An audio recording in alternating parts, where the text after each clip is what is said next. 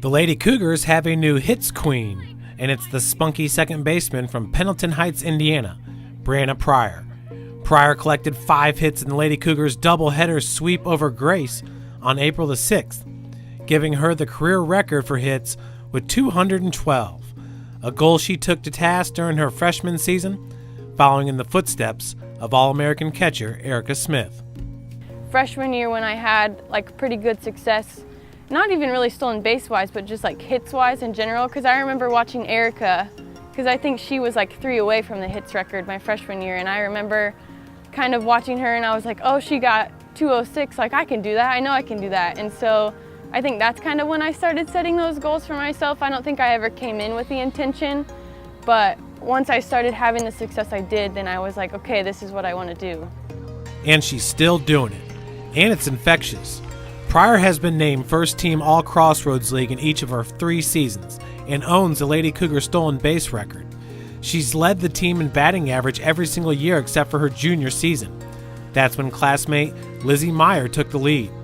Meyer was right behind Pryor in the doubleheader versus Grace, collecting her 200th career hit and joining the club of Lady Cougar Brass consisting of Pryor, Emily Cavanaugh, Lindsay Mitchner, and Erica Smith.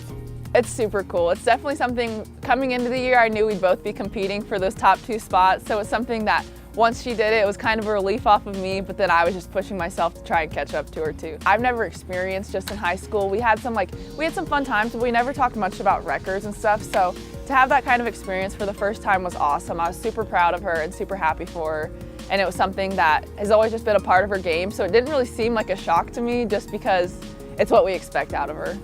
It's kind of we're kind of both really competitive, so it's cool to have that competitive nature to kind of go against each other. But then we're both super I know Lizzie broke the career at bats record yesterday, I think. And so it's just cool to have be able to cheer each other on and have her right behind me to push me to do better and me to push her to do better. It's a pretty cool relationship that we've had over the past 4 years. I think me and her both have managed to push each other to become better, and we've managed to work with each other on what our strengths and weaknesses are. So just having her go up to bat before me, we've always been 1-2 or 1-3. So having that kind of lineup set up to where we know that one of us is going to be able to get the job done, even if the other's having a rough day. We just managed to pick each other up and push each other. I could probably argue right now these are the 2 best hitters ever in the history of our program. Obviously, with the records that they're setting, they're both first ballot Hall of Famers. I mean, the numbers they're putting up, Bree's going to break 4 school records. Lizzie's got most at-bats. She's got over 600 at-bats here at this university and this team, which is crazy. The dynamic duo have been a staple at the top of USF's lineup with over 450 career hits and 250 runs scored.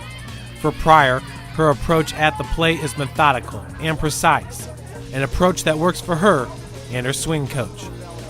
I do, because I have a tendency, this is coming from my dad, but I have a tendency to load really far, and when I do that, I don't have as much success. So when I come up to the plate, in my head, I say, stay tall, hands to the ball, and then once I step into the box, it's my head is empty. I'm not thinking about anything except for if this pitch is a strike, I'm gonna hit it. And so I think I've tried to keep it simple just so I'm not in my head all the time thinking about, oh, I should swing, oh, I shouldn't swing. You watch a kid like that get in the box, be able to relax in the moment. We talk about staying in your own swing, staying in your own shoes in that moment when the pitch is going to get delivered. And she does a good job of taking that moment and slowing it down for her so she can see it better. And she's done a great job with that. It is methodical. Hitting is. The more consistent you can do the same thing over, the better you're going to be. And it doesn't get much better than Bree Pryor. And after the historic hit, Coach Bullen gave the ball to Breanna's dad, John Pryor. It's been a long journey of perfecting her craft, and it's a record that she shares with her dad. Oh my gosh, make me a little teary-eyed. I would say, sorry. I would say I shared the whole thing with him. He's been a part of everything. If I have a bad day at the plate and he's not here, he'll send me a text like, hey, you're a great hitter, you'll get it together. And then if I do the next game, he's the first person to call me and be like, hey, I told you. So I would say the whole thing has been a part of him. When I was little, like 10 or 12, at practice, he was always my coach. And so at practice, if I would miss a ground ball, he would hit me ground balls as hard as he possibly could until I got it together.